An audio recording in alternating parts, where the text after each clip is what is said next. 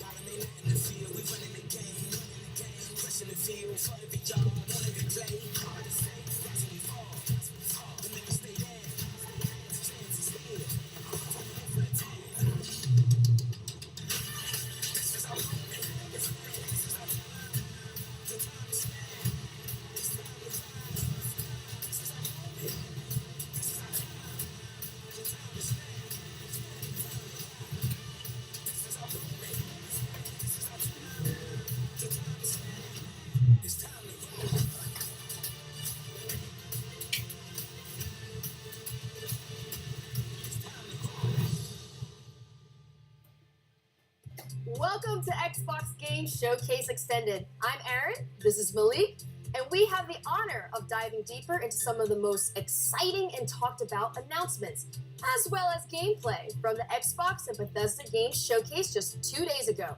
For the first time ever, the entire showcase was focused on games you can play over the next 12 months. That's right, Aaron. You saw world premiere gameplay from Redfall and Starfield, and today we've got Bethesda's own Pete Hines right here to tell us more. You'll hear from the renowned developers behind the brand new Xbox franchise, Our History Untold. Dive into Naraka Blade Point with our partners at NetEase Games, and so much more. But first, we begin with a special look at how our fans got to celebrate the Xbox and Bethesda Games Showcase with a message from our very own Phil Spencer.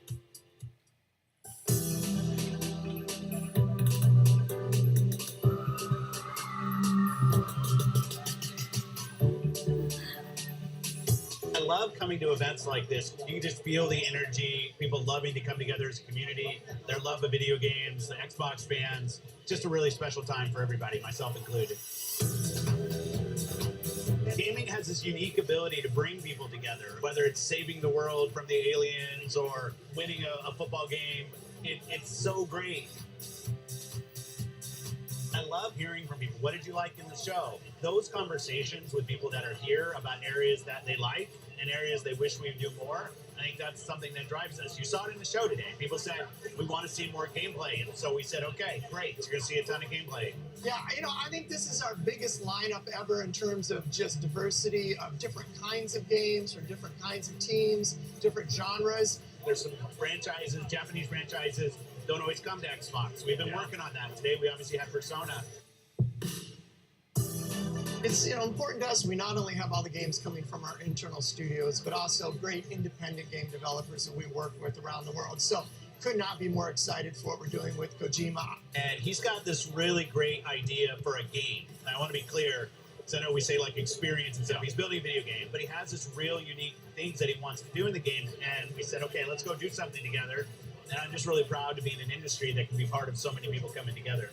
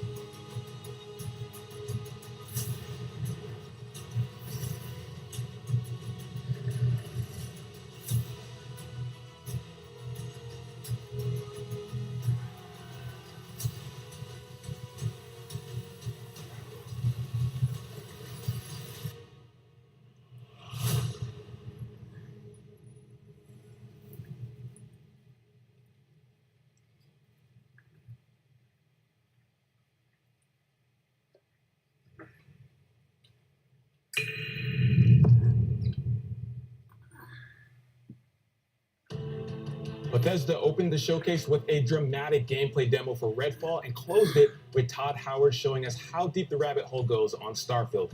And we also got a sneak peek at upcoming expansions for Elder Scrolls Online and Fallout 76. Here to break it all down for us is the man, the myth, the legend himself, Pete Hines from Bethesda. Pete, how are you? I'm great. Good to see you. Good to see you as well. So about a month ago, you all announced some delays for both Redfall and Starfield. So I wanted to give you a chance to tell us a little bit about the decision-making process for that. Absolutely. Look, with all the time that goes into a game, it would be foolish to rush it out the door before it's ready. I think we have continued to sort of examine how we think about games and making sure that they are going to meet our players' expectations. Obviously, the last 2 years have really challenged us from a development standpoint. How we work now largely remotely, while a lot of our folks are not back in the office, and that has an impact.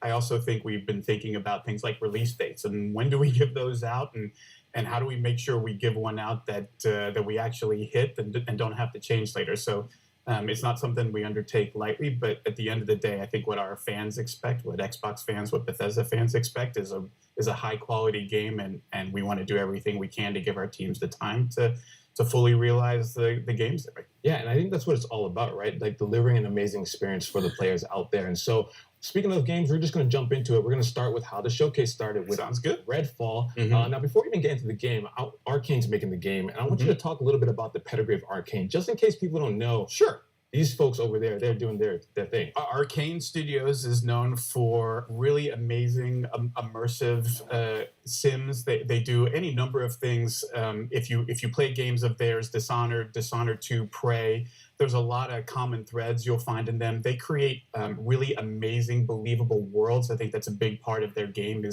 is when you're in Dunwall or you're up on a space station in Prey, that it feels believable. There's a reason why things are the way they are. They're also a big believers in systems-based as opposed to scripted. So they really embrace player freedom and sort of giving players the tools to decide, you figure out how you want to complete this mission or get through this area. We're not going to tell you how. We're just going to give you tools and then give you the freedom to go and do. But, there's great characters and interesting story. They bring a lot of different elements and then really let the player create the experience they want. And that's what it's all about. Gamers have taken many games and made it their own. And I think the fact that Arcane is making the game with that in mind is super important. Now, how similar or dissimilar would you say this game, Redfall, is from the other Arcane? I mean, look, on the surface, it's a first-person shooter that you can play solo or with, up to 4 players. And so immediately you might say, well, it's not a single-player game, so it must be wildly different. And don't get me wrong, there's absolutely ways in which it is different, but I think when folks play the game, and even when they see more of the game, I think they'll start to see all of those things about an Arcane game that they love and appreciate. Why it's won multiple Action Game of the Year awards for Dishonored 2, is their ability to bring all of those things together, really high level of polish, and let folks experience it. And so I think all of those things we talked about. If you want to play a game by yourself and get a great arcane story, you can absolutely do that in Redfall. But you can also do things that you haven't been able to do in an arcane game, like experience it with friends and find out sort of how the whole can become greater than the sum of the parts, like playing it off of each character's abilities. You saw some of that in the demo we showed. I think the more that people appreciate that, you almost are going to want to try and play Redfall a couple of different ways. You might want to play it by yourself a little bit, play it with others, and it's a game that allows you to do either or both of those things, however you see fit. I'm glad you talked about playing with friends, because I'm taking applications for friends to help me get through Redfall. Can I put my name on that list? I'm down to a little. It'd be an honor. Pete, keep me on that list. All right, we need to go explore Redfall together. I'm excited. I can't wait for that. And so let's talk a little bit more about the game. Now, between the trailer that we saw last year at the reveal, as well as this one that we just saw, I feel like Redfall reminded players of other co-op shooters, like Left 4 Dead, for example. What makes Redfall unique?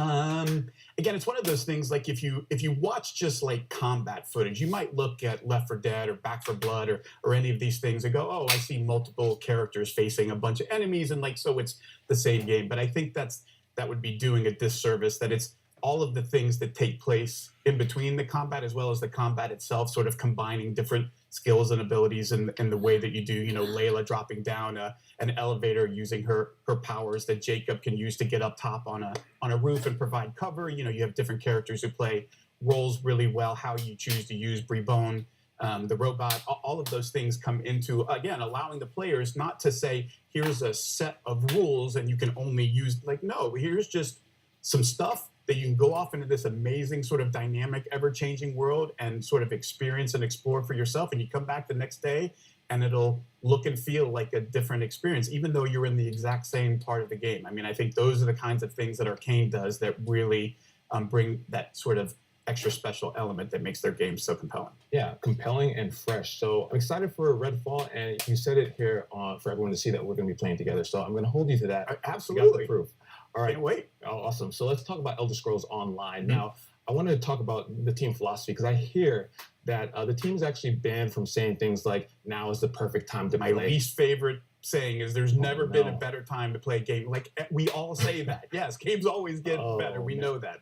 The thing that we love about where Elder Scrolls Online is going is their ability to continually refresh the experience for players, provide new experiences, like going to High Isle, a place they've never been in an Elder Scrolls game. It does a lot of things like story and intrigue. There's a lot of politics in High Isle, different factions and the conflict that's going on there. And again, a way that you can jump in and play by yourself and experience it by yourself, even though it's an MMO. But the real special sauce of Elder Scrolls Online is our amazing community. They're so welcoming. They're so helpful. If you need a little bit of help, if you need a lot of help, they're there for you to help explain, to make sure you have a fun experience. And honestly, like, that is such a huge part for an online game, of creating an environment where anybody, no matter whether you just started playing or you've been playing for 8 years, can have a good experience, no matter how you decide to engage with it. I love that you mentioned that. Community is as you mentioned, is such a huge part of any online game. And so for players who may not have played Elder Scrolls, who are, like you said, looking to jump in, to know that they have that community backing them, that's going to help them, guide them in their journey, is super exciting. So, but I want to talk about Fallout a little bit. Okay. Huge milestone recently, 25 years of Fallout. It can rent a car even now. At this point, right? We're talking about it. All right. So this has to mean something super special to the team. Absolutely. And look, we are as aware of anybody. Like, this franchise did not start with Bethesda. It's one that we took on along the way, and our intent is not just to pay homage to, like, Bethesda Fallout. Like, no, we mean all Fallout, because what this series has done, what it meant to us as players when we went and played those games, played the original Fallout 2, and then what the franchise has become, and sort of growing and finding an even, a new audience with Fallout 3, Fallout 4, Fallout New Vegas, Fallout 76 is something we really want to celebrate. And honestly, what's going on in Fallout 76 with the pit and your ability to continue to push the boundaries in an online game of story and meaningful player choice, and as you're going along, making decisions that kind of matter and have a real impact, I think is important in the evolution of Fallout 76. And just honestly, how far that game has come from its launch. Like, we're keenly aware of how that launch went, but we are also keenly aware of the incredible amount of effort and dedication from all of our teams across Bethesda to say, like, we believe in this thing and we want to give the fans more of what they want and the kind of experiences that they want. And where Fallout 76 is now is truly remarkable when you go back and look at sort of where we were and how far we've come, and honestly, how much cool stuff is in store in the pit. It's going to be super fun. Excited to jump in. And again, that's one of those things that I'm sure you guys attribute to the community, giving that feedback. You know, that 76 community, again, not just in the game, but what they do for each other, to support other folks in the community, what they have done to raise funds for worthwhile causes. Like, it's not just an amazing group of gamers, it's an amazing group of human beings, and honestly, one that we're honored to interact with and be a part of every day. I love that, Pete. Before you make me cry, we're going to move on to Starfield, all right? Okay. All right, so let's talk about it. Starfield, ended the show. I got to say, watching the trailer, breathtaking. It's one of those things from the different locations and just seeing the difference between that moon versus the populated city, just amazing. The dog fighting, just everything was so awesome. The team really outdid themselves. It's one of those things about a Bethesda Studios game that I always love, and has been the case, honestly, since, you know, I worked on Morrowind and Oblivion and all those games that, you know, we talked about. And for every single one, you cannot pin people down to, oh, it's about this, because it's not. Like, ultimately what those games are massive sandboxes where they give players just ridiculous amounts of freedom to say, you go figure out what kind of game you want to play and what kind of experience you want to have, because that's what this game is about. It's not us prescribing and saying, you have to do these things. And like, no, it's about creating this huge sandbox with over 1,000 planets so you can completely explore and say, yeah, but you don't have to. Like, it's entirely up to you to figure out what is fun for me. Do I want story? Do I want to join factions? Do I want to, you know, build outposts and gather resources to build more cool stuff? The team really puts all of those tools in the player's hands and step back and says, now it's time for you to tell the story of Starfield, which is your story, which is going to be different than mine, which is going to be different than everybody else's. And I think that's really where the magic of a Bethesda Game Studios game happens. Speaking about the scope of everything, Todd said that this is what an epic RPG is. What does Bethesda define an epic RPG as? I think, again, it's sort of leaning into, look, there's a lot of folks who take a lot of different approaches on what does an open world mean. And Bethesda Game Studios always pushes themselves to the most freedom and least limitations, right? Where the items in the world are all real things. You walk into a store and there's a bunch of weapons or whatever. Like, that's not just art on a countertop. Like, you could pick those up. You could steal them and run out of it. You can create chaos. Like, we don't want to put too many limits on what the player is or isn't allowed to do.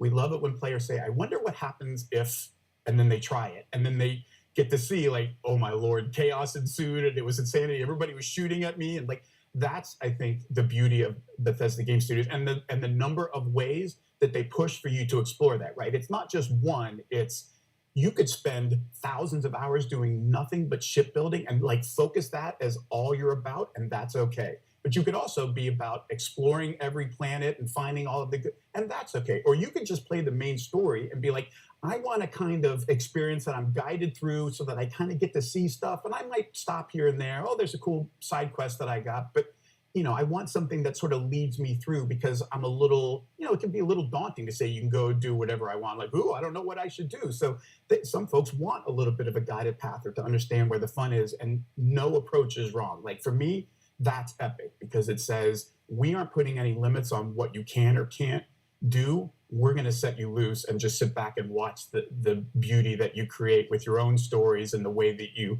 solve problems or choose to spend your time in this world we've created. I love that. And you know, what you said about, you know, those moments that maybe you experience that I don't, like, those are some of the best moments if I think back to playing RPGs when I'm discussing with my friends. Oh, did you see that? No, I didn't see that. Where did you see it? And having them go out and find it. So I think that's going to be one of those things. We talk about that a lot, that sort of water cooler moment. Exactly. Like, you come in the next day and you talk to everybody about what you did, and you were like, wait, I did that quest, but I did this completely different thing. And you sort of start to appreciate all of the choices that you could have made. You didn't even realize were an option. Like, oh, I didn't even think about doing that. Like, oh yeah, I just ran in and stole his ship and shot all of his crew members and took off. Like, you can do that? Like, oh yeah, you can do anything. Like that. I think that is a special part of a Bethesda Game Studios game. And when we say epic RPG, we mean all of the stories, all of them. All right, you just gave me some ideas for stealing people's ships. So I appreciate that. That's going to be top on the list to do in Starfield. Now, we saw quite a bit of combat and action in the game. That seems to also be, in addition to exploring and everything, that seems to be another huge focus of the game. Absolutely. I mean, look, if you look at a game like Skyrim, which like everybody's played Skyrim at this point, it can, a combat is a big part of that. Unless you decide it's not. Like if you're one of those folks that says, actually, I'm going to do the alchemy thing and I just go off and pick flowers and make potions and like live another life in another world this way, then combat isn't part of it. But look, we know in an epic RPG, there's always bad people, shooting at you. Sometimes you got to return fire, and there's a lot of fun to be had there. And so, providing a lot of different skills that sort of determine how good you are in combat, combined with all the different weapons in the game, and then you layer in ship combat and all of these other things, it starts to sort of paint a picture just how broad or how deep the rabbit hole goes. It's going to be so impressive. And you touched on it a little bit, and I want to talk about it because this was when watching the video, the demo, what I saw, and it really caught my eye is around the ship. It's not just getting in the ship and that's your ship. There's so much behind it. Can you talk about it a little bit? Yeah, like every ship is customizable to the nth degree, and not just like cosmetically. I want my ship to look like this or look like that, though obviously that's totally a thing that you could do if all you care about is cosmetics. But it goes much deeper than that in terms of like what kind of shields you have, what kind of weapons you have, like what kind of ship are you building? What do you want it to be good at? What trade-offs are you willing to make or not? And then the other part of it is, of course, well, you can't just it's a spaceship. Those aren't cheap. So you have to figure out how am I going to do this? Where do I get the resources to build this stuff? What kind of, skills do I need to level up to improve different parts of my ship beyond, what I could do without those skills? So there's a lot of, again, choices in terms of you get to decide that, how much you want to put into that or not. Do you just want to give somebody money for the parts that you want? Do you want to build it? All of those things are sort of part of the fun of deciding how much do you want to interact with this and how do you want to interact with it? Absolutely. I mean, just as you mentioned, the scope, the level of player agency, something that I feel like is going to just make Starfield such a special experience. So between Redfall, ESO, Fallout 76, and Starfield, you all are just we got a few games coming out. It's going to be so great. Pete, thank you so much for stopping by. Thanks for having me. Of course, Pete. Now, coming up, we'll hear from our friends around the world, including Squanch Games, Obsidian Entertainment, Playground Games, and of course, Xbox fans like you. But first, let's hear from the creators of one of the world's most popular Battle Royale games.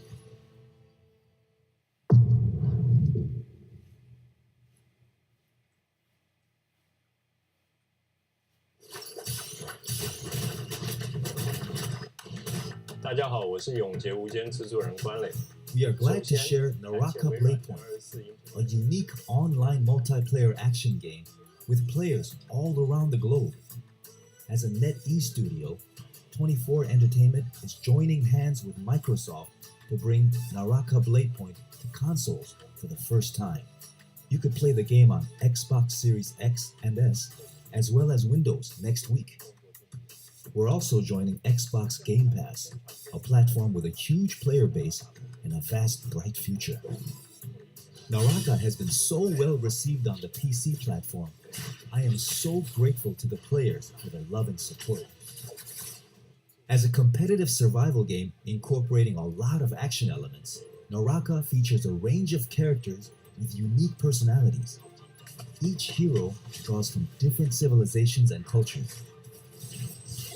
Battles allow for a great degree of strategic play. You've got a wealth of melee and ranged weapons to choose from, and a vast map filled with interactive elements to explore. Perhaps you'll engage your foes in samurai combat, katanas at the ready, or maybe you'll use Persian assassin techniques and strike from afar. With your grappling hook, you can fly between temple walls and across bamboo forests with ease. Beyond solo endeavors, you can also party up with friends and use group tactics to flatten your foes. That's Naraka's underlying design philosophy, that you're unchained and have the freedom to choose how you play. Collect soul jades to change how you play, transform your katana strikes, and make your cannon a weapon of mass destruction. Each hero can be customized too, whether you want to rush into battle as a berserker warrior or cast fireballs as a sorcerer. The choice is yours. We can't forget to mention our unique face customization system too. You'll never need to worry about running into a doppelganger on the battlefield, because you're able to edit your hero's features to your heart's content. You can even recreate your favorite faces. As we approach Naraka's first launch anniversary, we're introducing a brand new weapon, the Twin Blades, releasing together with the Xbox and Game Pass editions. Twin Blades strike with the speed of a raging tempest and sweeping blows. We've seen similar weapons in other games, but here in Naraka, it comes with a style all its own. Charging up strikes is usually a high-risk, high-reward move. With the Twin Blades, you can charge up while moving and keep your momentum as you unleash a flurry of combos on foes. Since its release, Naraka Bladepoint has launched its own faction clash game mode with Omni's Nightmare and the thrilling limited-time mode Shadow Surge. There have been many casual modes to play as well, but our community has eagerly asked for a campaign mode. We're always listening to our player base, and we're happy to announce that the wait is over. Players will see the first chapter of our campaign mode, form teams of 3 to take on new enemy types and massive bosses. Disarming a boss won't be as easy as disarming another player though. PvP and campaign mode are 2 entirely different games. Further campaign chapters are also in the works, so we're eager to hear any feedback you have for us. We are also working on an Xbox One version and hope to see more players join Naraka later this year. Naraka is launching on Xbox Series X and S and Windows Store on June 23rd, and it's included with Game Pass at launch day. Now's your chance to dive into the world of Naraka Bladepoint. 快来体验我生无拘吧！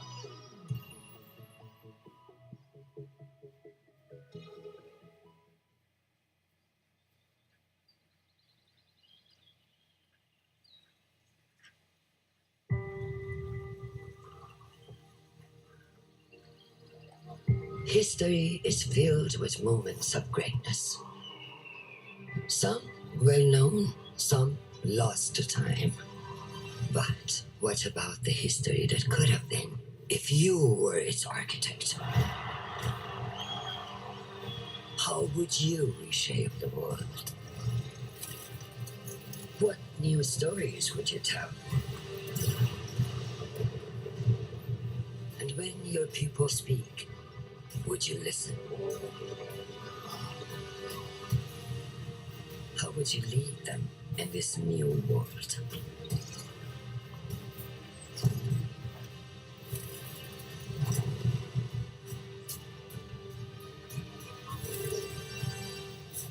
History is filled with moments of greatness, but these will be yours.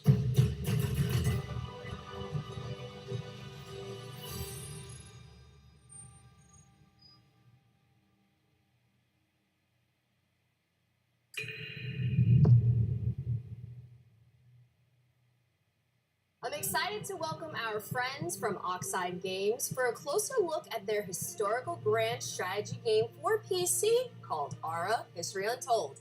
Dan, Michelle, thank you two for joining us today. Thank you for having us. And on behalf of the entire studio, we are really excited to be here and finally be able to talk about Aura. I mean, we all are excited too. You just had the world premiere 2 days ago for Aura. And I have to say, I'm a really, really big history fan. I love me some history, so I've been looking forward to talking to you two about this. Now, we all know this is not your first strategy game, but the vision behind Aura is so ambitious. So tell us more about it. And also for those who are new to Oxide Games, we would love to hear more about the studio as well. So Oxide Games was founded 9.5 years ago in my basement, actually, from the development leads of Civilization V. And our goal is to push strategy games to the next level. And what's really great about working on a new IP is that you don't have kind of these previous expectations that a sequel would have. And so the sky really was the limit, and we got to really take the genre to a new space. And we really hope that not only will fans of strategy games like this, but people who've never played a strategy game before will find something they love as well. You're absolutely taking it to the next level. I think I saw like a drone was in like the 18th century or something like that. It's very, very fascinating. And I think that like if you're someone who really enjoys history, it's bringing like all the worlds together, all the periods of time together. And that's a grand vision in itself. So how does the vision of Aura impact the player experience within the game? So one of the kind of big things we wanted to do with Aura was really explore how to make the game less about finding that optimal strategy, that optimal path, and really bring in ways to make it more meaningful to the player, make it unique to themselves. So what are different kinds of choices we can bring to the player so that when you play, it's different than when I play, and yet we can both be competitive together? How can we do things to really impact agency and expression and really let you express your values and your play styles through the different mechanics in the product?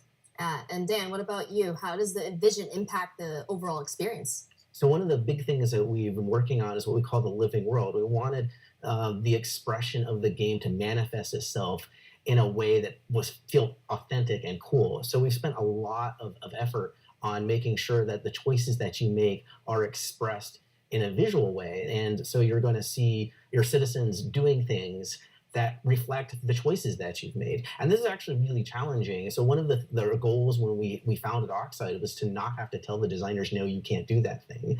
And so the game is obviously huge. It's just massive.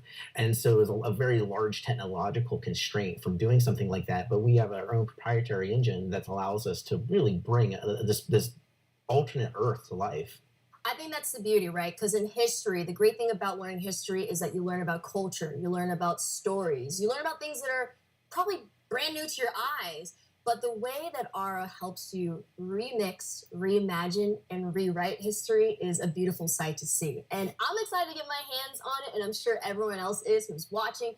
So let us know, where can we learn more about it, and when can we get our hands on it? Because I need it today. So if you head over to the website, you can sign up for the Insider program, which will give you a chance to join the technical alpha and play the game later this summer, which is super exciting because we've been playing it, all the time. And so now you'll have a chance to play. Dan, Michelle, thank you two so much for giving us the lowdown on Aura. Really appreciate it. Thanks for having us. Grounded is finally leaving early access and moving into full release with a highly anticipated story mode. Here's Adam Brennicke and Eric Dorabella from Obsidian Entertainment to tell us more.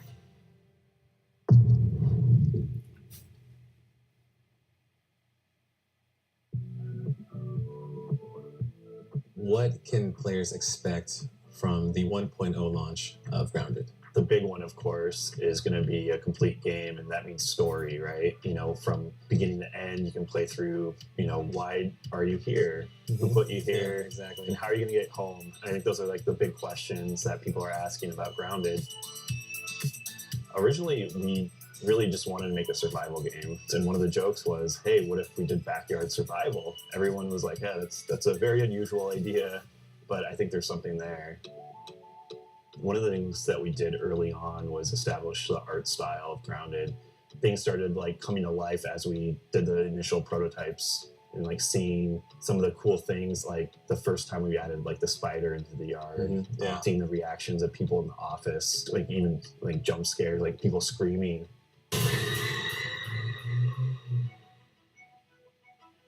The team is very small. It's the smallest team I've ever worked on at Obsidian. I wanted everyone to be able to participate on the design side of things. So I said everyone is a designer on the team. And I think that extends into our community and how we're building the game in game preview and early access. That's probably one of the successes of the game, is how close we work with the community and take all their feedback and suggestions. I think it's super rad. For a game developer too, that is a huge, huge thing, just to get people's feedback constantly of what they're liking, what they're not liking. And all those adjustments just make a much, much better game at the end of the day. We're at that point now that the yard's getting finished, and now we can play through the story. There's a lot of surprises. There's a lot of things that I think players aren't going to expect. And I think I know what you're talking about. I cannot wait to see players' reactions. I know a lot of players are just waiting for the story to be finished to finally jump into the game. People who played the game previously are also holding out for more content. I think it's just going to pull a lot of people back in and gain a lot of new players. So Adam, we have the Broodmother from last year. It was our first big boss. And then we came out with a bunch of mini bosses like Termite King and the assistant manager. But in this trailer, we're showing players the Mantis. What can they expect from this? So we're super excited to finally show off the Mantis, and I know that's been a big ask from players that they want to see a praying mantis in the game. They've been asking for this for a long time. Do we have anything else that the players can get excited about? You know, the mantis is just a little tease of one of the new boss fights, but there's more to come, right? Like potentially many boss fights that we have planned for the full release of Grounded. There's a lot more secrets and other things to uncover. When we reached 5 million players, that was already super crazy. And then we hit the next milestone of 10 million players still being Xbox. Doubling it, right? Yeah, in Xbox Game Preview Early Access. That just goes to show that we have a fantastic game. Everyone's just so surprised at like how much Grounded has grown. I just hope that players and the community understand how important they are and impactful on this game with us. Yeah, we're so thankful for everyone's support along the way. It's been an amazing journey, and we're finally almost at the finish line, right? Yeah. And I think we wouldn't be here without our amazing community and all of the fan support. I agree. Best community ever. Yeah.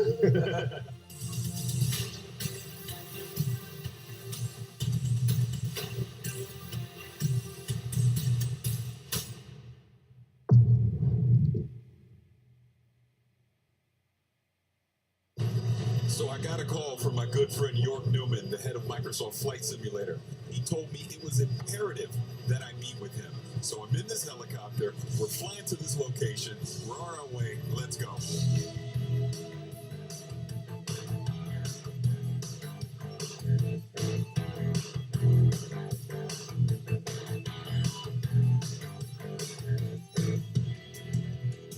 York! Hey, Paris, good to see you. Good to see you. Thanks for coming to DC, man. No, thank you. What am I doing here? Later. Let's get in. We don't have much time. Oh, okay. All right, Paris. Right across the Potomac. That's where our contact is. Are we headed towards Arlington? It's still secret. I'm sorry. York, what is this place? Oh, you'll see. Let's go.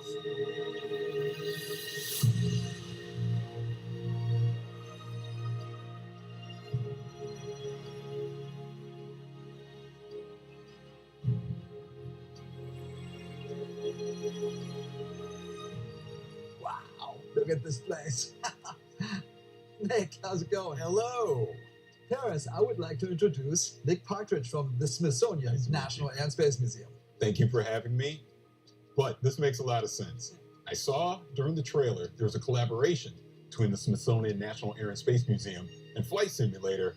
Here we are at the National Air and Space Museum. So let's talk about that collaboration. Tell me more about that. Well, Jorg and I have been talking for more than a year. He was looking for me, and it turns out I was looking for him to ask the same question, which was, don't you think that our organizations have a lot in common? Dedicated to bringing flight to everyone, and I was looking for the Spirit of St. Louis, which is in the Smithsonian ever since 1928.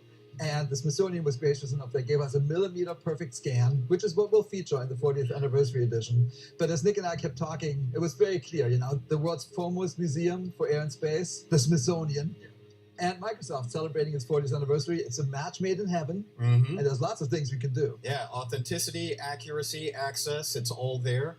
We're hoping that if everyone has as much fun in the community with the content that we initially collaborated on, a couple of our most historic aircraft, and some of the other aircraft in this center are already in the simulator, maybe we can jump in with both feet and do more in the years to come. Maybe even, who knows, we'll go crazy. We'll put the space shuttle in there. Oh, that sounds amazing. All right, you guys have never been here before, No, right? this is my first time. All right, so keep your eyes peeled, stick together, and Jorg, I've got something special for you right around here. Perfect. Check this out. This is my favorite plane, the Junkers Ju-52 3-motor. Amazing. And that is an awesome plane. And as I look at all these planes around here, it makes me ask the question, are you going to put all of them in flight sim? Maybe not all of them, but we hope a lot of them. In the 40th anniversary that comes out this fall, we already have 3. We have the Wright Flyer, the Spirit of St. Louis, and the DC-3. And we hope to get a few more. As Nick and I were talking, there's a lot of things we could do. Yeah, we started with the most iconic ones, and who knows? There's no lack of opportunity. You know, I keep saying amazing because this place is amazing. And just like Flight Sim, it just keeps going. So what else is happening? It does seem like we're going supersonic, like the Concorde here. We've been doing a major update ever since we launched, every month since August 2020. And just today, we're actually launching World Update 10. Guess what? Tell me. It's the United States. And it's huge. We have a dozen cities, a new height field, brand new aerials, new missions, new airports, new everything. And as always, it's free. And check out this beauty. This is the Beechcraft Model 18. They call it the Twin Beach. It's a famous plane, and that's also launching today. And it's a great coincidence. It's actually a huge coincidence. Jorg's been working on that Beechcraft since before we met, but it's a great example of how much we already had in common. So Jorg, what can we expect the rest of the year from Flight Sim? We have a ton of great things coming up. So today is World Update 10. We have 2 more World Updates, one in August and one in October. And then in November, we have the big 40th anniversary edition, which will be an absolute delight for anyone who loves aviation. Okay, that 40th anniversary edition. Tell me more about that. Yeah, so we're celebrating by bringing back some of the planes from the old Sims, like from Flight Sim 10, 9, 8, even before that. And we're restoring some of the old missions, and we're bringing back some of the airports that were in those editions. So it's a real celebration of the franchise. So this celebration is not only of the franchise, but the past as well. And we're also adding brand new things on top of it, like that the community really wanted. For example, helicopters. Sobo wrote a brand new fluid dynamic system to make all that work. And then we're adding gliders, which is a completely different way to experience the planet. It's just you and the wind. And then the last one is we're bringing, it's the biggest deal for Simmers, a brand new real-to-life airliner, the A310 from Airbus, by a brand new partner called Builds, a great development team. In fact, of the 10 planes we're bringing, most of them are created in collaboration with third parties. So it's a really cool way for us to integrate with the creator community. Now, how do I get this? If you're on Game Pass, if you already own Flight Sim, the 40th anniversary edition is a free upgrade. This has just been an incredible experience, seeing all these planes and going through the history and everything that's coming to Flight Simulator. I mean, thank you so much. Thanks for coming to DC. Paris, thank you, Nick, for the great collaboration with the Smithsonian and for kicking off the 40th anniversary edition of Flight Sim. It's been wonderful. Thank you so much. Yeah, thank you.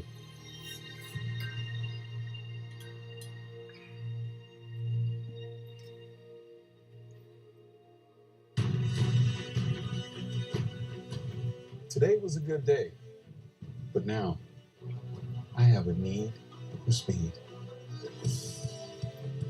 I'm headed to the danger zone, baby.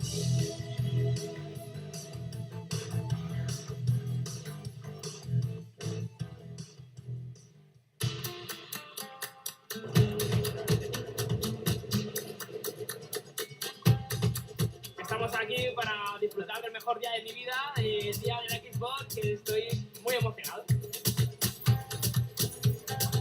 I came in Madrid just yesterday to be here in FanFest Xbox, and I'm so excited. Estamos aquí en Madrid para ver nuevos juegos como Partridge, que yo personalmente le tengo muchísimas ganas. Me ha encantado y no me lo podía perder, es un evento único.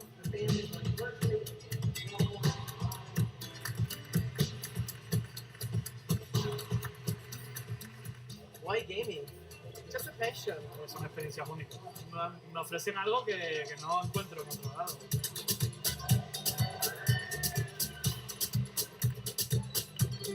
Bueno, lo que te digo, es como una familia para mí. Me ha parecido genial y un cierre para un evento así, maravilloso. Just the passion that people have. I feel very welcome.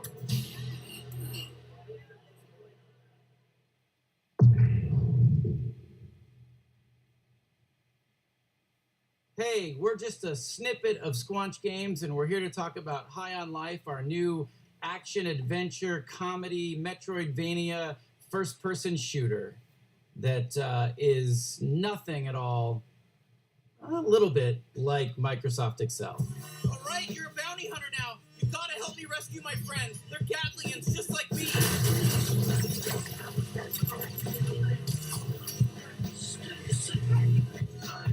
That's our game, High on Life. Pretty insane. There's a lot to talk about. Let's dive in. So, Justin, you're typically known for working in animation. What brings you into the world of games? Why are you in the world of games? Yeah. I'm obsessed with games. Have been my whole life. always had ideas, always had, you know, things I would love to make, but just never thought I could ever step into that arena because I lack all the skills needed. You don't know how other games than work. other than like creative direction, creative ideas. Like other than that, I lack all the skills to execute. But that's why, like, that's part of why you want to start Squanch, right? Is like to be able to have an idea like that and let it grow to something amazing, and to be able to Not be creatively Yeah. free. I wanted to make games that I wanted to play, and that was sort of the spark that just lit the fire of Squanch Games. And then we shipped Trover and we shipped Accounting Plus, and now we're on this absolutely dream game. This is like our real legit swing at like a proper, you know, like we're indie, but like this is like our AAA, like, Yeah. or is it triple I for indie? Yeah. We're triple I. Yeah. This is a triple I game. So the story of our game mostly follows like Earth being invaded by this evil criminal cartel of aliens who come in and kidnap humans and start selling them on the black market like they're drugs. And you're the one human who has to team up with a talking gun and stop them. And when you select a cartel leader that you're going to go after, like it opens the portal door to that world that they're in. Eric, can you tell us a little bit about the worlds of the game, the art style of the game, the visuals? Yeah. So we spent a lot of time kind of constructing and creating these awesome alien worlds. Myself and Mike Hispano, who is our art director, him and I worked like a ton on the sort of art direction of the game. He really kind of landed in this space, which was kind of Blade Runner meets the Muppets. So we're trying to capture that feeling with all of our characters, especially our aliens. And then each world is its own kind of unique flavor, right? I think some of the ideas came from very kind of core thoughts. Like we want to have an awesome alien, like drug-dense spa on an asteroid. And yeah, what makes me really excited is the sort of really clear and like it's almost deceivingly simple narrative, right? Save the Earth, humans or drugs, talking guns. Ta-da. So Alec, who are the guns? What's their deal? The guns are these talking alien Gatlians. They're all shaped somewhat like a gun you'd find on Earth, but they've evolved to be just gun-like in their own way. And so this race of Gatlians each has their own unique personality, their unique set of abilities, and you're going to be rescuing them from this evil alien cartel, and together, you got to stop the bad guys. And get more Gatlians. Yeah, collect more Gatlians. Yeah, a lot of players are going to have very different experiences depending on what gun they favor. Yeah, you kind of pick your favorite companion to have out a lot, and hear their dialogue, be part of different dialogue scenes and stuff. Yeah. Look at us, blasting away! And sometimes you can unlock the guns in a different order than another player has. So That's when you right. go back through a level, you'll see things that you would have been able to access if you'd done it in the other order. That's You can so come back. that's a huge one. All right, so we've talked about this crazy good game that sounds amazing. Why should people be excited to play it? As a studio, we are attempting to bring A-level adult comedy into video games. Something I love about Squanch is we would put a lot of effort into things that a lot of other studios wouldn't even bother with, like a single small joke that 5 players might find. Okay, now I can. I love that stuff. I love like edge casing and like It's what makes you remember a game. Yeah, like if a player's trying to break the game in a certain way and then you have an answer for that for them, that is like such a memorable and amazing moment. It's almost like watching TV, but the viewer is able to reach into the TV and poke a thing, and the character has to respond to that. And there's so much fun to be had. For the You can most skip part. it all. We worked really hard on it. If you want to skip it. Yeah, if you want to just like miss out on like, you know, Yeah, if some you're of like the a big coolest- dummy and you don't want to play the game at all, that's fine. We're not going to judge you. We're just going to be upset.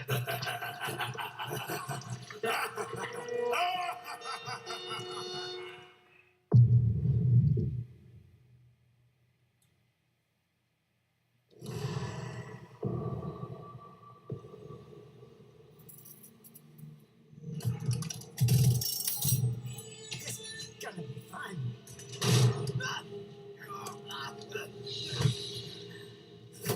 You are getting you leave.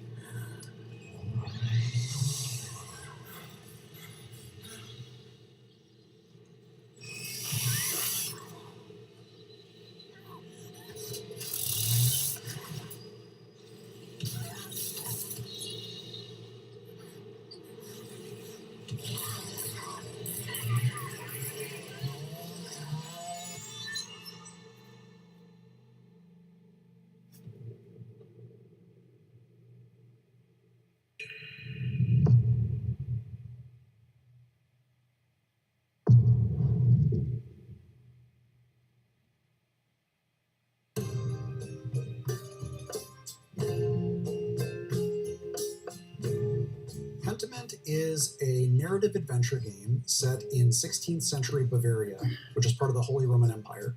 You play a character named Andreas Mahler, who is an artist working at a Benedictine abbey. He gets involved in a series of murders and scandals and tries to unravel them over a period of about 25 years. The name Pentiment, it is specifically referring to paintings in which there's an older painting underneath the painting that you see on the top. And if you scrape away the top layer, you see what was left behind. This has a bunch of significance. Obviously, you're playing a painter, but also it has a lot of significance to the idea of history kind of being covered and uncovered over time. When I saw narrative-driven games with really distinctive art styles, I was inspired to make a historical game that focused on the unique art style of the early modern period that was really driven by the relationships between characters and the stories that played out over time. Hannah Kennedy was really integral to defining the art style of Pentiment, especially blending the late medieval illuminated manuscripts with the early modern woodcuts. Yeah, so there's a lot of major points to solve and kind of marry between wanting this to be a true to the history, true to the feel of the source material that we were referencing as far as the narrative, but also thinking about the types of games that were like what we imagined we wanted as far as a gameplay experience. From the beginning, I knew that I wanted to portray a community that changed over time, which meant that characters are changing over time. That's really the focus of everything. The buildings do change, but really it's the characters where you see all the crazy stuff happen. Kids that I had become attached to because it's a 4-year-old, and we designed a literally 4-year-old, and then they're getting married, and then I felt a weird like emotional reaction to that because I'm like, oh, baby's all grown up.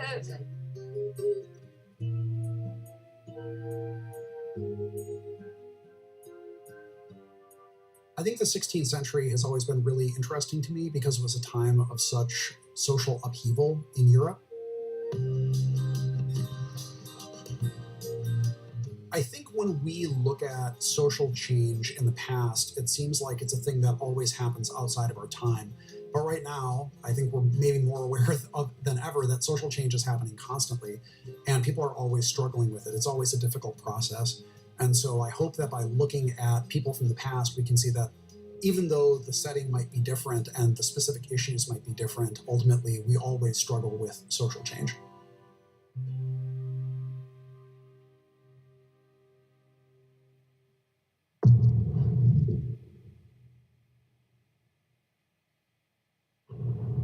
It's pushing on this bandana. All right, let's do crime.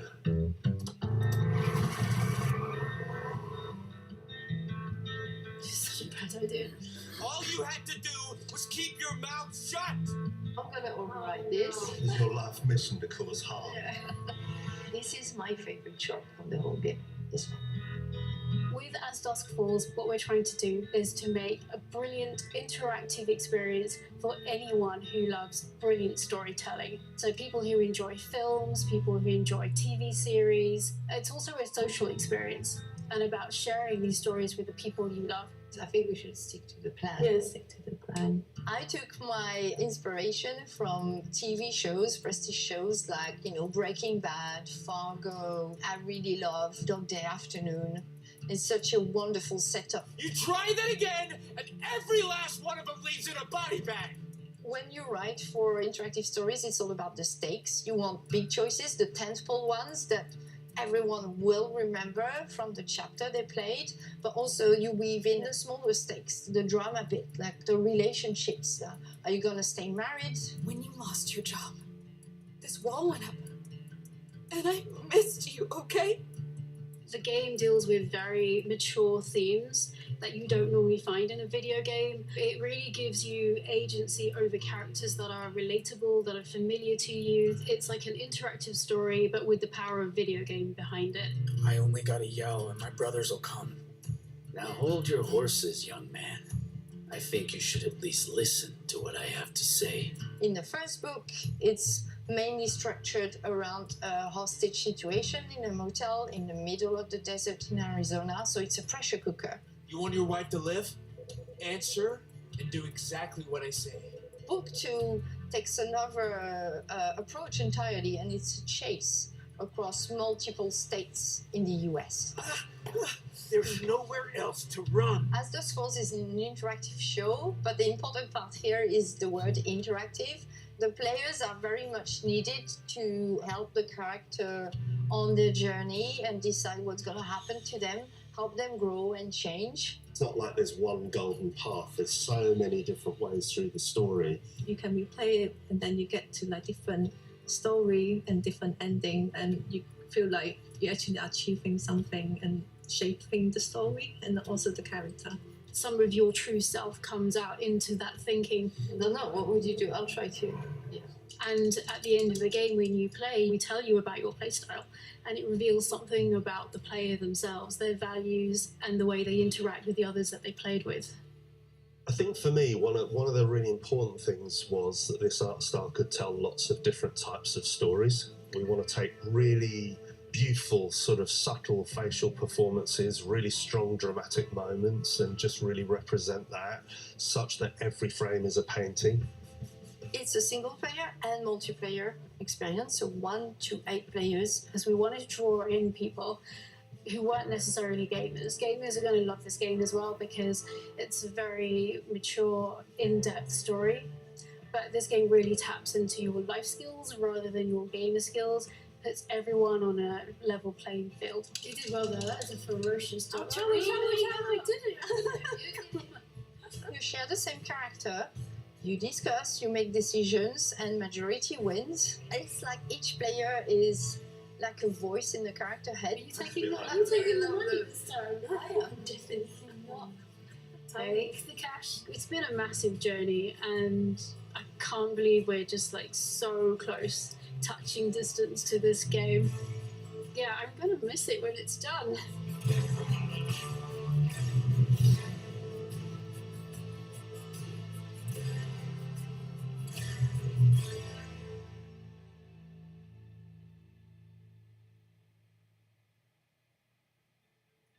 Let's check out what mysteries, adventures, and, of course, slimes are waiting for us in the new, vibrant world of Slime Rancher 2.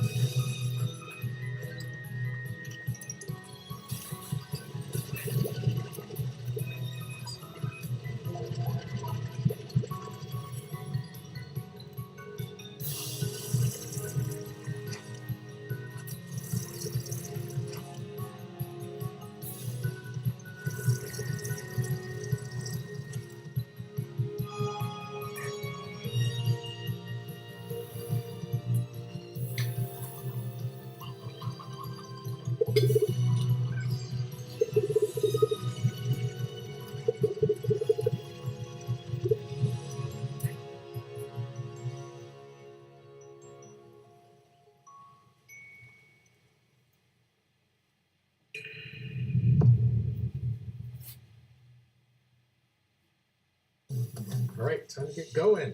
First trip in a while. Put this in here. Australia. Passport.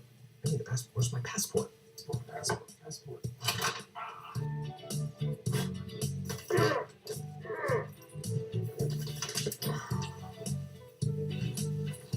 Oh.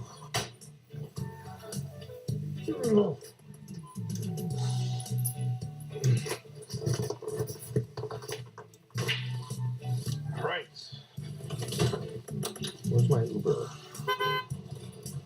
All right, let's go.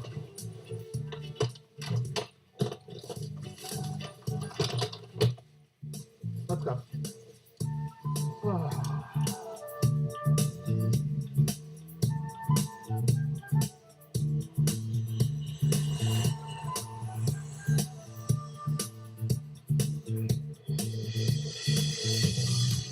Welcome back to Melbourne. It is so great to be here in person. Get ready for the showcase.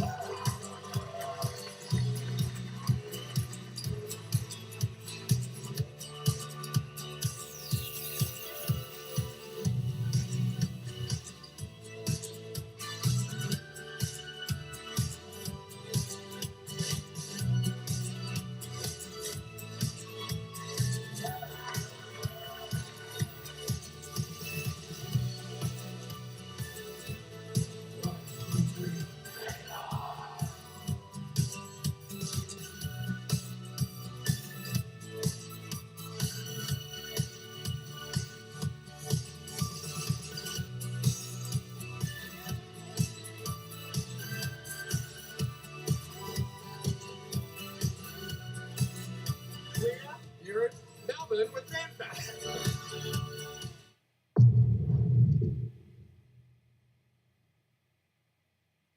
We are so excited to tell you all about Forza Horizon 5 Hot Wheels, the first expansion for Forza Horizon 5. So Mike, let's start with why the team decided to bring Hot Wheels to Forza Horizon 5's Mexico. Our fans have been telling us for years about how much they loved Forza Horizon 3's Hot Wheels expansion. So we've been waiting for the right time to bring everyone another Hot Wheels adventure. Forza Horizon 5 presented the perfect opportunity to bring Hot Wheels to life like never before with the power of the Xbox Series X and S. It really does sound like the perfect time for Forza Horizon and Hot Wheels, so I'm wondering if you can tell us a little bit more about what to expect being in the clouds of Mexico this time. Yes, you travel to the clouds above Mexico to visit a Hot Wheels park, which is comprised of over 200 kilometers of the fastest, most extreme tracks yet. Once there, you'll join the Hot Wheels Academy and set out to take on Forza Horizon's most extreme racing yet and prove yourself a Hot Wheels legend. Let's go. As well as the iconic orange Hot Wheels track, you'll take on new driving experiences across gravity-defying magnet tracks, as well as ice, water flume, and rumble tracks. So we spoke loads about biomes in the build-up to Forza Horizon 5's launch. Are we expecting something similar in Forza Horizon 5 Hot Wheels as well? Yes, so we're truly going to see the power of the Xbox Series X and S when we look at Forza Horizon 5 Hot Wheels' all new biomes. The amount of detail and diversity that we can pack into the 4 new biomes is breathtaking. We have the rugged Giants Canyon, where you'll hear the growl of your engine bouncing back off the intricately detailed rock formations. The Ice Cauldron, where frozen tundra drips into the glistening molten lava. In Forest Falls, you'll see a tree canopy towering over epic waterfalls. And finally, the visually stunning and exhilarating Horizon Nexus, where the Horizon Festival is suspended among a web of Hot Wheels tracks. And there's more, because new players can jump into Forza Horizon 5 Hot Wheels as early as possible during the main game's initial experience. And how are people going to be able to use Event Lab in Forza Horizon 5 Hot Wheels? So in Event Lab, you'll have the freedom to design, build, and share using the new Hot Wheels Creation Kit. That's over 80 new track and stunt pieces that instantly snap together thanks to our new building tools. You can then share your creations with the entire community for players to discover and play. We are anticipating our community building an ever-evolving catalogue of new player-created Hot Wheels events that everyone will enjoy. They all sound absolutely incredible, Mike, but I'm going to ask you the most important question in the room. Can you tell me a bit more about the cars? Yes, so we have 10 new amazing cars coming to the pack, including 4 new Hot Wheels cars, which have been scaled up to real-life proportions. We have the Diora 2, the Bad to the Blade, the Baja Bone Shaker, and the Chevrolet Hot Wheels Copo Camaro. Forza Horizon 5 Hot Wheels introduces the most extreme tracks we've seen yet in Forza. So we've added some new extreme track toys and hypercars to go with them. I want to call out the Hennessy Venom F5 and the Mosler MT900 GT3. Their speed is unlike anything we've seen before. So we know Forza Horizon 5 fans naturally love co-op, so how is that continuing in Hot Wheels? So, in a first for Forza, you can join up with your friends and play from the very start of the experience in co-op.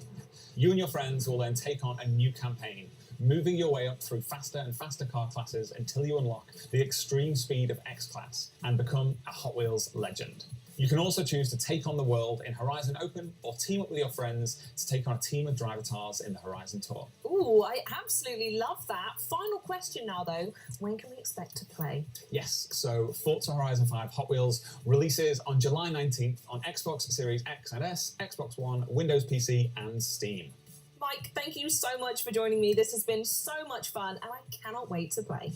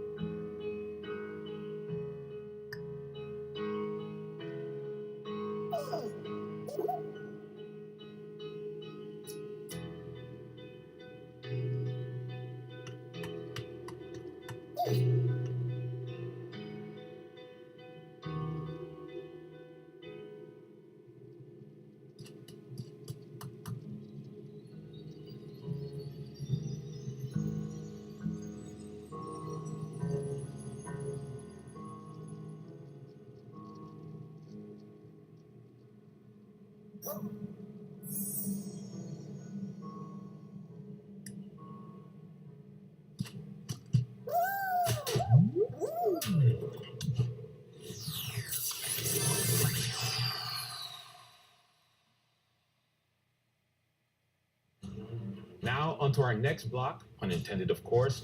Minecraft Legends is the action strategy take on the franchise you never knew you needed. I'm here with Dennis Rees from Mojang Studios, who has just released the world premiere trailer of Minecraft Legends. Dennis, welcome to the show. Thanks for having me, Malik. So happy to have you. I mean, this is a really exciting time for the team. Let's talk Minecraft as a whole, though. That game, I have nothing to back this up, but I feel like everyone on the planet's played Minecraft at this point. But that wasn't enough for you all. You all went and made Minecraft Dungeons, and now we're moving on to the recently revealed Minecraft Legends. So one, tell me a little bit about what it means for the team to actually be able to reveal the game, and then two, just let us know what Minecraft Legends is. Well, we are so excited to finally be able to talk about this game with the world. We've been working on this game for some time now. Minecraft Legends is an action strategy game. It's set in the Minecraft universe. And in order to build this, we really wanted to partner with a great company that understands strategy games. And so that's when we reached out with Blackbird Interactive. And in doing so, we were able to create an experience that is welcoming for people who may have not played Minecraft, but also people who have. And I mean, you've seen the trailer. It's about going and traveling through these beautiful biomes, exploring this world that is familiar yet still mysterious. And so as you explore these lush biomes, you collect resources, and then you use those resources to build defenses from these dangerous but very cute piglins. And in those offensive, you're able to fight them back and send them back to where they come from. And you know what? You're going to probably want to build some alliances with some unexpected friends because they're going to help you actually defeat the piglins and send them back to where they come from. I'm looking forward to it, and I love what you said about trying to make a game that's both for fans of Minecraft that exist and new fans coming in. Minecraft can go in so many different directions, I feel like, with a new game. What made you choose action strategy? Well, really, it was many years ago, as a group of folks at Mojang sitting around talking about what game genres they really enjoy. And action and strategy were the more popular ones that came up. And so we started to think about who we could partner with to build that experience. And that's where we came into Blackbird Interactive. And that was back in 2018. And, the project was codenamed Badger. And an interesting little fact for many of those people that might follow Minecraft, if you go back to Minecon 2018 and you look at the shirt that Jens Berenstain was wearing, you'll see a graphic on there. And it's in the shape of a badger head. And really, that was meant to be an Easter egg for years forward, which here we are now. I gotta say, I love a good Easter egg. Now, where would you say that Minecraft Legends fits in the overall Minecraft universe? Well, the Minecraft universe is just always growing and expanding. And if it's not from our partner communities, then it's from Mojang specifically. Like you mentioned, Minecraft Dungeons. That's a great example where Mojang went out and we built this dungeon crawler experience in the Minecraft universe, and players love it. It's wonderful. And with Minecraft Legends, we're trying to do something similar, really. And here we're going to be introducing a narratively driven campaign with a whole bunch of new characters and a lot of other things that I'm not ready to share right now. Dennis, I thought we were friends. You can share it with me and everyone watching. No? Okay. I won't pry anymore. But tell us when the game is coming out and where we can keep up to date. It's coming out in 2023 on PC and console on Xbox Game Pass. And if you want to know more, just follow us Twitter or jump on Minecraft.net. Dennis, I'm so excited to jump into Minecraft Legends. Thank you so much for stopping by and giving us the lowdown. Thanks for having me.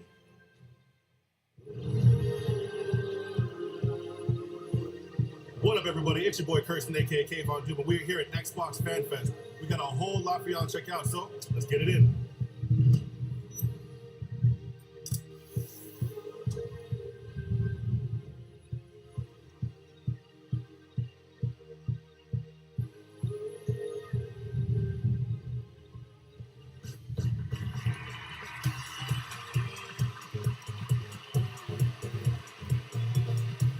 They asked me what year Halo came out, won this sweet jersey. I couldn't believe when I was here on site and I would get to meet the real Master Chief. Experience here, out of this world. It was really cool to see. I'm gonna go get my nails done because they have a nail station and these things need to be painted. Redfall looks dynamite, and come on, Diablo 4. Why are you so gruesome? All bloody things. No, it's great. I love it. What a day we had today. Thank you, everybody, for showing up to Xbox Fan Fest Toronto. Had a lot of fun, saw a lot of games, great experiences overall. Catch you in the next one. Here we come. Are you ready for more?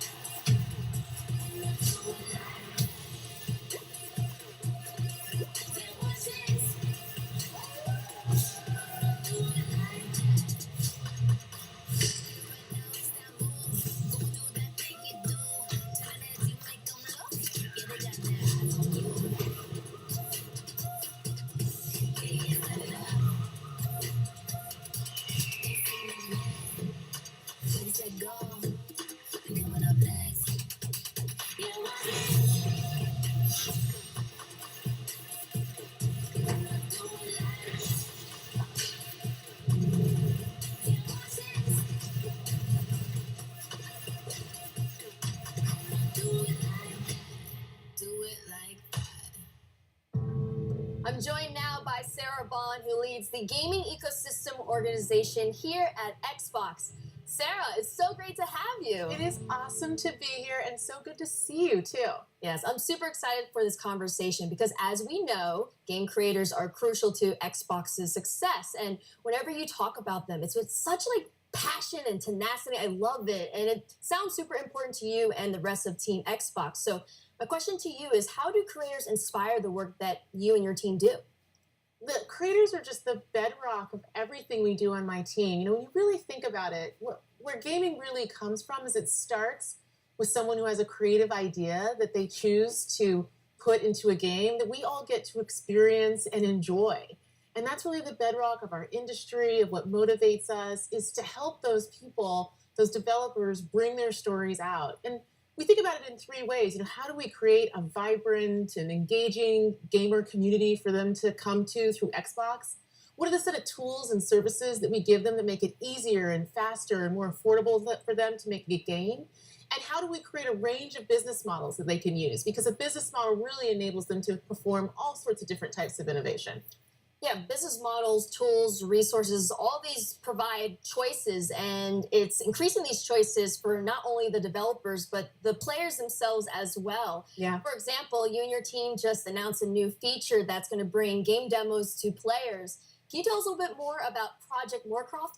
Project Moorcroft. I know. I love these project names. I wish they would just let me name it, but Yeah, they just won't. say it. I know. No. They won't. Can we change that?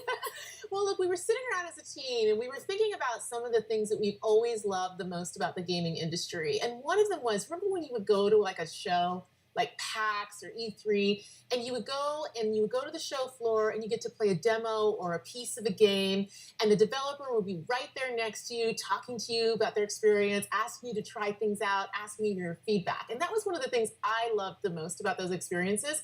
We just don't have them as much anymore, you know, in the way that the world has evolved. And so we thought, gosh, how can we make Game Pass like that? Like, how can we use the power of Game Pass and all of the great discovery and player engagement that is in it, and have it create for creators that opportunity to engage with fans early as they're creating their game, and also for players to get to experience something that they're really anticipating. And so that's what we're going to do. We're actually going to have a program that enables developers to take a piece, a level of their game, and put it into Game Pass so that they can get that great feedback and players can engage with them.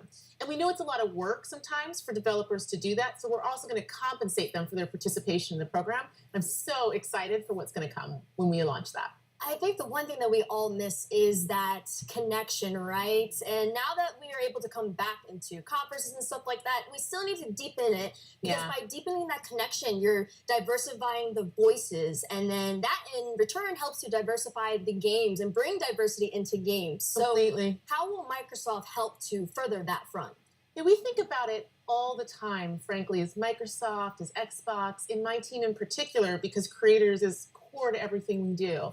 You know, if you think about a game, it enables you to experience a perspective, a point of view, in a way that is deep and immersive, unlike any other form of media. So the importance of everyone having an equal opportunity to share their story and their perspective through a game, and what it means to shaping our perceptions, to what we talk about, to what we believe, to broadening our perspectives, is critical. And we think about that all the time. So what we've done as a team is we're continuing to expand the set of developers who we're engaging with and bringing them into the Xbox ecosystem. We actually more than doubled the number of developers that are making games for Xbox, and we saw lots of those games in the last day, which has been pretty cool. And the other thing that we did this year is, for the first time ever, we actually have a presence in Africa. We have our first Xbox employee in Africa, specifically dedicated to working with creators in the region. So what message would you like to leave for creators who are interested in starting in the industry? Yeah, I get that question a lot. People say to me, gosh, I would really like to be part of the gaming industry. I'd love to make a game. How do I break through? How do I get involved? I say, first of all, network. Talk to people, meet people, connect with people, just how you and I connected actually at an industry event, which we met at, which was super fun. You know, build that network and that connectivity, because it's so critical in every industry, but I think particularly in gaming, right? You know, go to industry conferences like GDC, meet people, learn, try that out. And if you're interested in making a game for Xbox, you can actually go to github.com. You can actually download the Xbox Game Developer Kit and get started. And once you have a game concept, you can also submit it online through id@xbox.com, and then you can self-publish to Xbox, which is another great way. And of course, if you actually want to get involved in the industry, all companies are great, but I highly recommend you check out coming to work at Xbox. I'm biased, obviously. I mean, hey, you have every right to be so. Sarah, thank you so much for joining us today. And also, thank you to all the viewers for tuning into Extended. We've heard from so many amazing developers on today's show. Now, before we finish, is there anything else you'd like to share with us? We were talking earlier about the importance of people being able to tell their story through a game and how incredibly powerful it is. I mean, when we were talking about that, I was thinking about an experience we've had as a team that's been very touching for me. So, a couple years ago, we started really consciously extending the depth and breadth of content that we have in the Xbox ecosystem.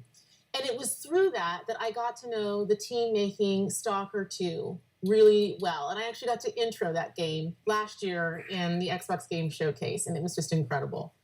And the thing was, when I was looking at that game last year, and I was looking at the story that they were telling, and they were talking about the beauty of the land and their dedication to their culture and their country, and I thought, wow, this is a cool game. This is a compelling story.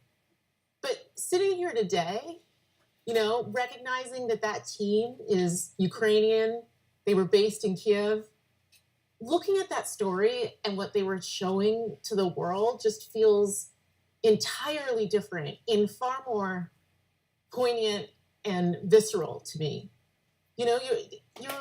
This is a team who's talking about their culture, talking about fighting for the existence of being a nation, of being a people, of having their own language.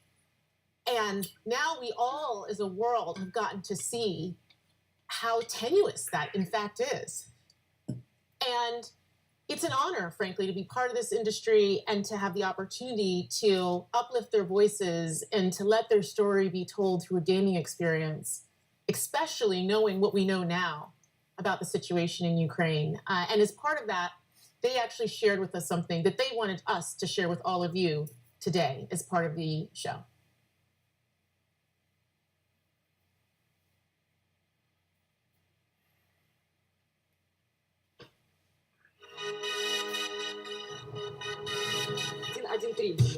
Yes.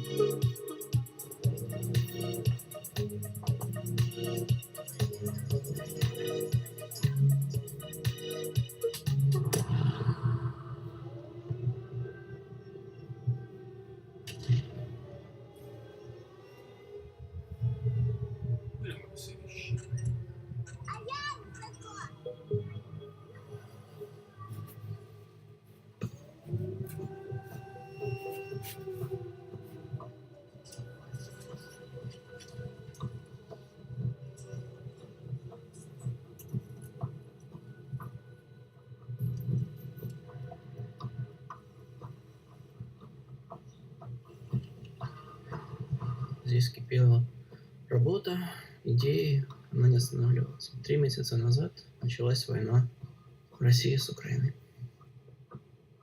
Шок-код, рабочий день начинается с тревоги. Сейчас сильных обстрілів. Ми біжимо в укриття. Це переноска для мого кота, який загинув ще в перший тиждень війни. Ходишь вечером, сирена, ходишь днем, сирена. Днем еще работать надо, поэтому особо не выйдешь, а вечером все время вот так. Це моє робоче місце. Вже 3-й місяць я живу і працюю в коридорі. Зі мною живе одноокий пес, врятований з-під обстрілу в Гостомелі. Зараз мені важко писати квести про війну, коли вона йде навколо.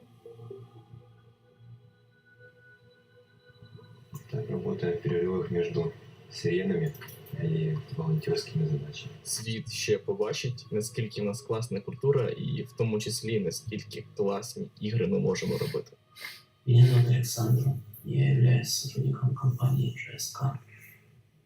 Я смотрю, с начала боевых действий была потеряна связь с моими родными и близкими.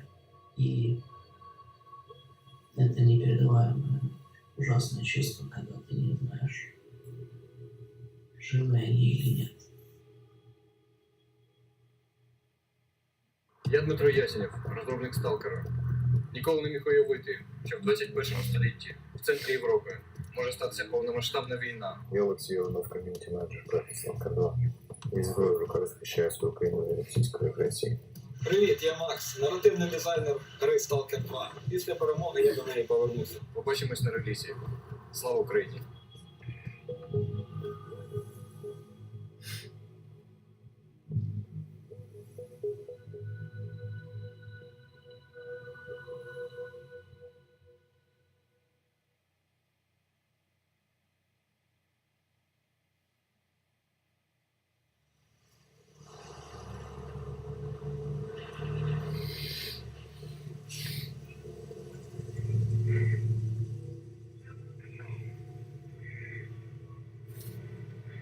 Last question, Dr. Dallin.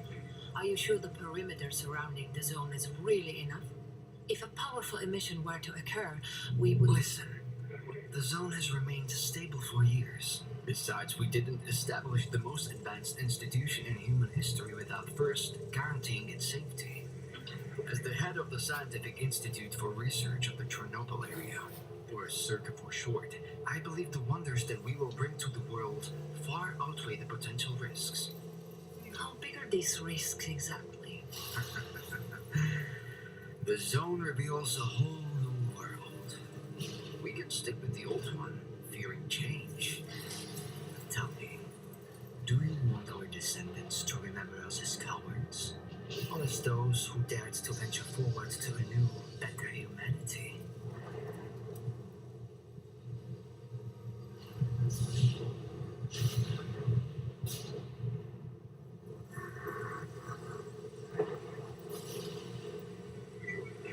The injured were evacuated.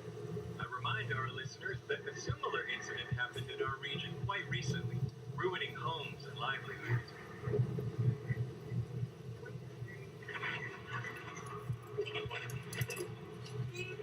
However, city officials urge people to stay calm, assuring